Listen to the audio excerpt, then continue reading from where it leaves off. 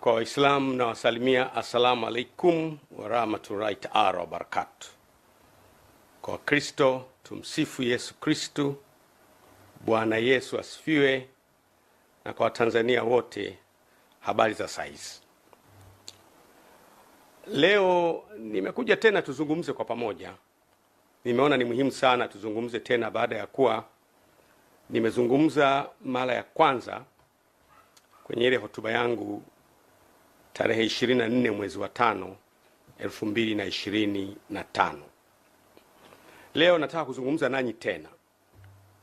Kwanza nitaanza na neno la Mungu kutoka kwenye kitabu cha Mithali ambacho kimeandikwa na Mfalme Suleiman bin Daud, au Wakristo tunamuita Mfalme Suleiman.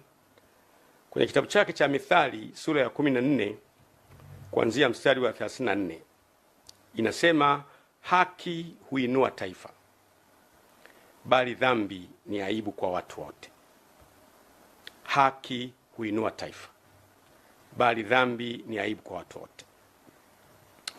Nilipoongea nanyi tarehe 24 mwezi wa 5, nilipoanza hoja ya utekaji uliokuwa umezidi katika nchi, nilitoa takwimu iliyotoka TLS, Tanzania Law Society, ya watu waliokuwa wametekwa au kupotea, wengine kupatikana, wengine kuokotwa wamekufa. Na sasa ni almost miezi 5 baadaye, utekaji umeendelea, umekuwa wa kutisha sasa. Sasa sio utekaji tena, umekuwa uchukuaji au uvunaji.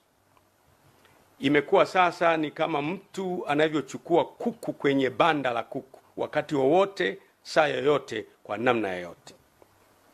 Mtu yoyote sasa anachukuliwa, si mwanafunzi, sio winga wa Kariakoo, sio padri, sio shehe, sio balozi. Mtu yoyote anaweza kuchukuliwa.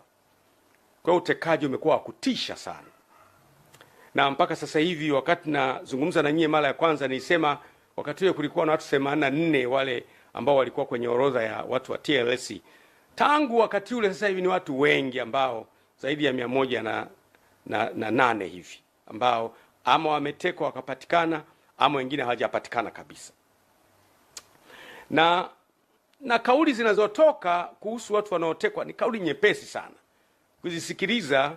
Ni kauli nyepesi ukilinganisha na uzito wa uhai wa mtu. Ndugu zangu, naomba tukubaliane, uhai ni zawadi ambayo Mwenyezi Mungu anatupa, na hakuna mtu mwenye mamlaka ya kupoka uhai wa mtu, hayupo. Tupewa zawadi na Mungu kama ya uhai, tuitumie kwa ajili ya utukufu wake. Kwa mujibu wa Katiba ya Jamhuri ya Muungano wa Tanzania, katiba ya mwaka 1977 ibara yake ya 8 kifungu cha kwanza inasema hivi: mamlaka ya nchi itakuwa mikononi mwa wananchi, na serikali itapata madaraka na mamlaka yake yote kutoka kwa wananchi. Hii ni kwa mujibu wa katiba hii, na itatumia madaraka hayo kwa niaba ya wananchi. Lakini ibara ya 8(1)(a) inasema, mamlaka na madaraka ya serikali ya Jamhuri ya Muungano yatatokana na wananchi, na serikali itapata madaraka yake kutoka kwa wananchi kwa mujibu wa katiba.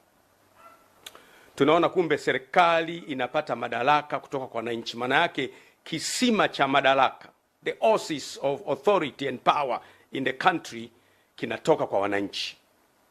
Sasa kama wananchi hawa wanatekwa, ambao ndio chanzo cha mamlaka, maana yake ni hatari sana. Ndugu zangu, utekaji haukubaliki.